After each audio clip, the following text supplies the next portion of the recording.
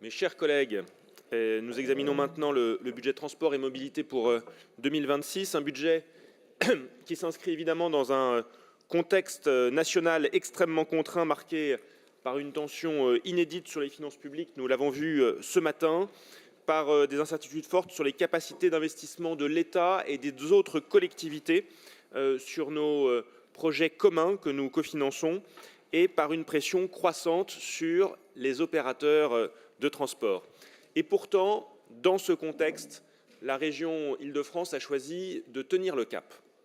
Tenir le cap d'une politique de transport ambitieuse, cohérente, responsable, tenir le cap de ce que nous avons appelé depuis 2015 l'acte 2 de la révolution des transports, avec près de 790 millions d'euros d'investissement en 2026. La région poursuit un effort absolument inédit sur la durée. Alors, certes, les plus fins observateurs parmi vous auront vu que ce budget était plus conséquent en 2025. Il reste néanmoins en hausse de 30% par rapport au budget que nous avions trouvé en 2016. Et surtout, il correspond aux besoins exprimés aujourd'hui par les maîtres d'ouvrage dans un contexte où la capacité de réalisation devient partout un facteur limitant, et notamment à travers notre principal cadre d'investissement qui est le CPER. Nous savons que nos partenaires financiers du CPER n'ont pas les capacités d'honorer tous les engagements. Nous le regrettons, mais néanmoins, à chaque fois qu'ils seront en capacité d'honorer leurs engagements, nous serons à leur côté pour financer. Et c'est ce que permettra ce budget.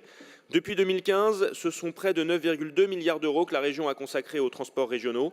Je ne crois pas que beaucoup de collectivités puissent avancer de tels chiffres. Notre budget, c'est un budget de continuité, bien sûr. C'est un budget de crédibilité, c'est un budget d'efficacité. La priorité est claire, améliorer concrètement la vie quotidienne des Franciliennes et des Franciliens.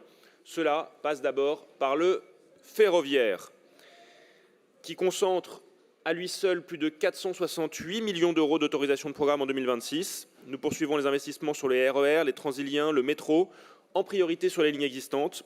La modernisation des lignes, y compris les plus importantes comme les ERR B et les ERR D, grâce à Nexteo, le pilotage automatique, grâce au centre de commandement unique et à la finalisation des adaptations nécessaires à l'arrivée des nouveaux Mi-20. Le RERC également avec la préparation de l'arrivée des nouveaux trains à l'échéance un peu plus lointaine mais tout aussi nécessaire. Les nouvelles lignes pour gagner du temps, le prolongement des halles jusqu'à Mantes, la nouvelle gare de Villiers-Champigny-Brie ou encore les études sur le devenir d'Orlyval et les prolongements de métro inscrits au SDRIFE. S'agissant de l'accessibilité, je veux également être clair, la région est au rendez-vous avec 50 millions d'autorisations de programme. Nous poursuivons sans relâche la mise en accessibilité des gares RER, des Transiliens et des tram-trains avec 10 nouvelles gares concernées qui ont été annoncées par la présidente fin novembre pour compléter les 300 gares déjà accessibles. Et nous poursuivrons avec Île-de-France Mobilité le programme Métro pour tous. Et je veux évidemment saluer mon collègue Pierre pour le travail en commun sur le sujet. Merci. Je rappelle d'ailleurs que sur la ligne 6, la région s'est substituée à l'État qui a refusé de financer la poursuite des études de mise en accessibilité. Et nous avons fait le choix de prendre à notre charge la part de l'État pour ne pas bloquer le projet. C'est une réalité que nous assumons politiquement et que l'État devra également assumer politiquement. Ce budget, c'est aussi un effort très significatif sur les tramways, avec une hausse de plus de 80% pour accompagner les projets structurants, le T1, le T7, le T8, le T13. C'est un effort tout aussi important sur les bus en site propre, avec près de 90% pour les TZN, les TCSP, les liaisons structurantes dans les territoires.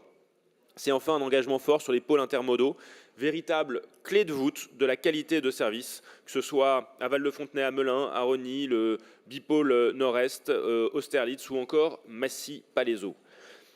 Sur la voirie, la région poursuit son plan route de demain avec 93 millions d'euros, notamment pour la RN 104, la RN 118, les voies réservées, la sécurité routière, l'intégration environnementale des infrastructures. Sur le vélo, en lien avec Marianne Duranton et malgré une baisse conjoncturelle liée au cycle d'investissement des collectivités, c'est 65 millions d'euros qui sont maintenus pour poursuivre le déploiement du VIF qui produit des résultats visibles et mesurables. Et vous pouvez compter sur notre investissement à tous les deux et en particulier celui de Marianne. Je veux également insister sur des politiques peut-être moins visibles, mais en fait tout aussi essentielles. La lutte contre le bruit routier et ferroviaire, avec un effort soutenu en 2026 pour accompagner les opérations portées par SNCF Réseau, par la RATP, par la DIRIF, dans le cadre du plan régional, du plan bruit régional que nous avons adopté en 2024.